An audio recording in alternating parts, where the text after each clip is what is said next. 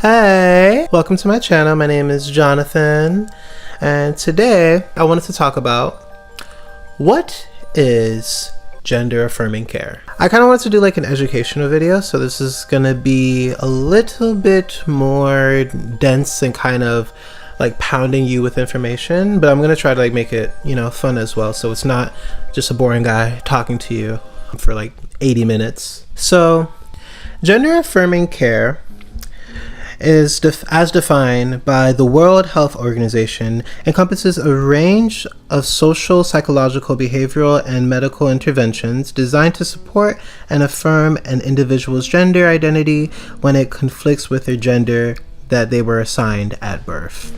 This is actually a deep dive history for gender affirming care. A lot of us think that this is just a new phenomenon that just came once upon a time, not realizing it actually does date back to technically the 1920s with Dr. Magnus Hirschfeld, and he was a physician in Germany around the time. Germany was actually around this time period one of the most progressive countries when it comes to LGBTQ research. He was born in 1868, and Hirschfeld pretty much dedicated most of his life to helping out LGBTQ plus communities, and also he progressed Germany to be able to fight against social norms that were attacking LGBTQ plus communities around that time period. He created the Institute of Sexology, or in German, the Institut für Sexualwissenschaft, which was started in 1919 and it stayed until 1933. Hirschfeld coined the term transvestite in 1910, and later, now we use the terminology transgender to refer to people that do not align with the gender that they were assigned with at birth.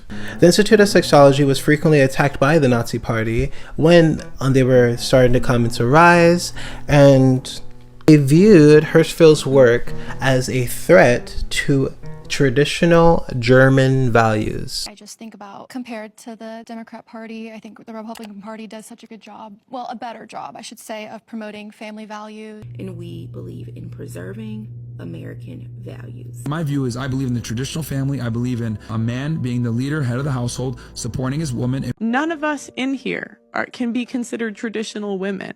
And back then, an average guy could get a traditional woman. America needs more strong traditional families. It is no secret that our culture is being corrupted and our youth is being poisoned. This is because we don't put God first. It's so important that America protects some of its traditions. What do you think is the biggest threat to American values today? Wokeism. You starting to see a parallel here? A lot of the anti-LGBTQ plus hate that we see today is actually very similar to the rise of the Nazi Party that was happening in 1933. They burned a bunch of documents and books that did research on trans people. Pioneering gender affirming care in the US was Johns Hopkins, but he was the first person in the United States to provide comprehensive care for transgender individuals, including counseling, hormone therapy, and gender affirming surgeries. They did the innovation called the real life test, where the person undergoing gender affirming care would be their preferred gender for a certain amount of time period to see if that's the more appropriate gender for them. The rise and progression for trans communities kind of hit a wall when people like Janice Raymond, who was a feminist but an exclusionary trans feminist. So they were a feminist, but they weren't in support of the trans community. And she created a book, it was in 1979, The Transsexual Empire, The Making of the She-Male, which is considered a foundational text for trans exclusionary feminism. She argues against the inclusion of trans women, and she argued for only traditional women to be in women's spaces. Soon after, Janice Raymond made the book and made a huge influence to the US around that time period. People like Dr. Paul McGough, who was a director of psychiatry that also worked alongside Johns Hopkins, argued that transgender people have a mental illness. Alongside people like this came people like Ronald Reagan, who also argued against trans people. In the early 1980s, President Ronald Reagan's Department of Health and Human Services determined that gender affirming care was experimental and therefore not covered by federal insurance programs such as Medicaid and Medicare. was considered experimental, and Ronald Reagan also cut funding for trans research. The experimental claim is very inaccurate even for that time period in the 80s, is because there was research on gender affirming care surgeries with people like Lily Elbe, who was a Danish painter and one of the actually earliest gender affirming surgeries that took place around that time.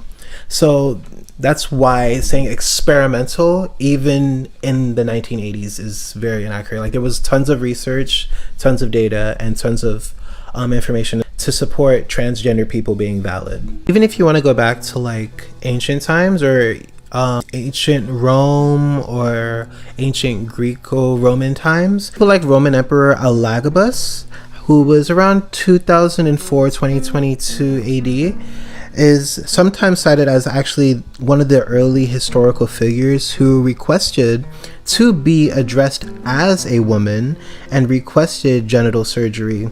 So it was a thing in ancient times to have sex changes.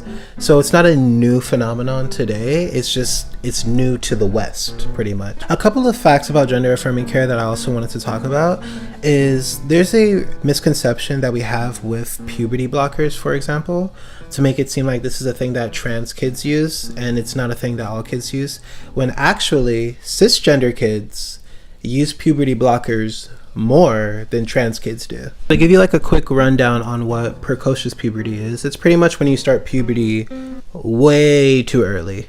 So let's say you have hypothetically a 5-year-old girl and they experience their menstrual cycle at the age of 5 years old. You would put them on puberty blockers, things like Lupron or Supprelin, different things like that. And the goal is to lower their hormonal level. So instead of having their menstrual cycle at the age of 5, they have their menstrual cycle at a later age that is more appropriate for them.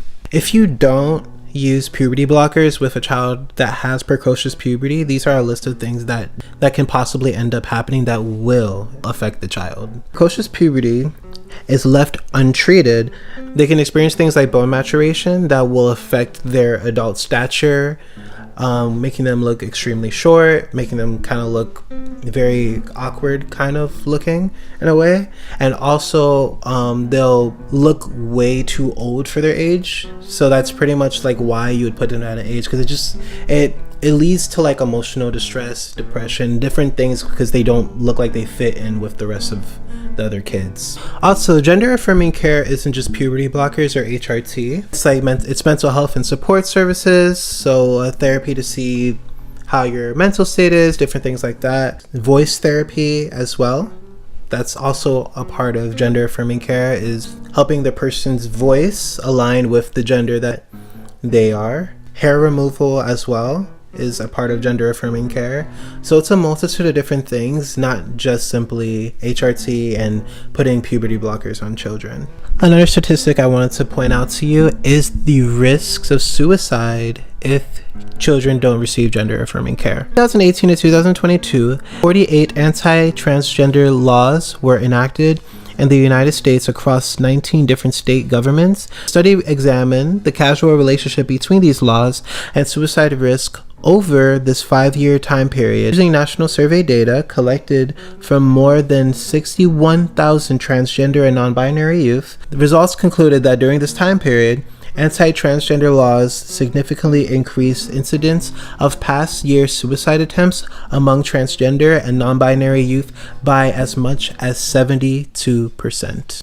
This is why making it seem like it's not necessary for children to receive this care is very, very harmful and very irresponsible for anyone as a parent to just say, okay, my kid feels this way, it's whatever, they're just gonna have to just deal with it and move on, because it does lead to your kid potentially dying. Banning healthcare doesn't save anyone's life. It never has and it never will. We should never ban healthcare in any circumstance. Even things like plastic surgery, which in a sense is also affirming your personhood and making sure that you feel and look good in the mirror when you see yourself, whatever necessary, or even things like maybe life-threatening things as well that plastic surgery helps people. All these things are important. Here's a couple of myths about gender affirming care, and one is puberty blockers are irreversible. That's not true. The only side effects, which any form of medication has side effects, the only side effects that are consistent with puberty blockers, your bone density decreases. So you may need to just manage it out with more calcium and vitamin D. That's about it. Also, puberty blockers do not affect fertility. Additional cross-sex hormones may later impact the possibility of fertility, but puberty blockers by itself does not affect fertility at all. It just stops your puberty, and once you're off the puberty blockers, your puberty starts back again. Another myth that is talked about in conservative spaces is we are chopping off children's genitals. No, we are not. This is also not true. Today, I'm going to be debunking the most popular myths surrounding male to female bottom surgery as someone who has had the surgery, aka gender reassignment surgery, aka turning a hot dog into a custom cooter. Let's go. Trans women that get the surgery just have an opened wound between their legs that never heals. Y'all are delusional. I've seen a lot of people in my comments say stuff like, oh, well, I looked up pictures of the surgery and it was the scariest thing I've ever seen. It literally just looks like a mutilation between their legs. When you look up pictures of male to female bottom surgery, most of the pictures that you're seeing are fresh surgery. And I can attest to the fact that yes, it does not look pretty at first. This is not magic, baby. It's surgery. It takes about 6 months to a year before it looks normal. It takes time to heal, y'all. I mean, I'm over 3 years post-op now, and yeah, I have a few scars, but otherwise, it just looks like a vagina. Surgery, despite any complications I had, despite the crazy recovery period, it literally saved my life. And I finally feel whole. I feel at peace in my body. So while yeah, I did have complications and yeah, it took forever to heal and it was so draining, it was absolutely worth it to feel happy in my body. And I regret nothing. That is all that's happening. No one's balls are getting chopped off. No one is doing that. A last myth that is told by a lot of people that are against gender affirming care is that the regret rate leads to high suicide rates. Also not true. By the way, the regret rate for people that take gender affirming care is 1%. The regret rate of trans kids that go through gender affirming care, 1%.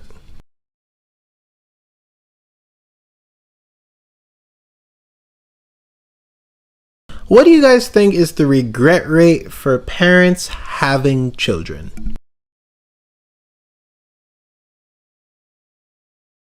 I have a higher regret rate of parents regretting to have children than children that regret being trans.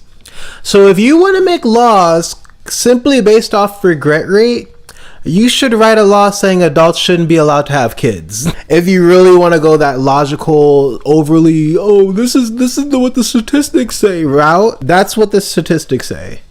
Any form of medication has a regret rate. And when it comes to gender affirming care on minors, there is very little regret rate. This is why you do research and also read books. Read books and learn about these different topics, because it's very easy to get caught up in these different talking points and these different narratives and actually not know the history, not even know how we even got to these studies to begin with. I guarantee you, majority of transphobes do not know anything about the Institute of Sexology. They don't know anything. So just really, when you look at these topics, always make sure to do your research and really dig deep into how these things got here. Also, why are we getting rid of them to begin with? Like I said, all these conservatives have an issue with puberty blockers unless they're used for cisgender kids. So it just shows that the attack isn't on necessarily the care being harmful. It's more just you're transphobic, bro. That's really all it is. I hope this was very informative. Leave a like, comment, share, subscribe, and yep, see you soon.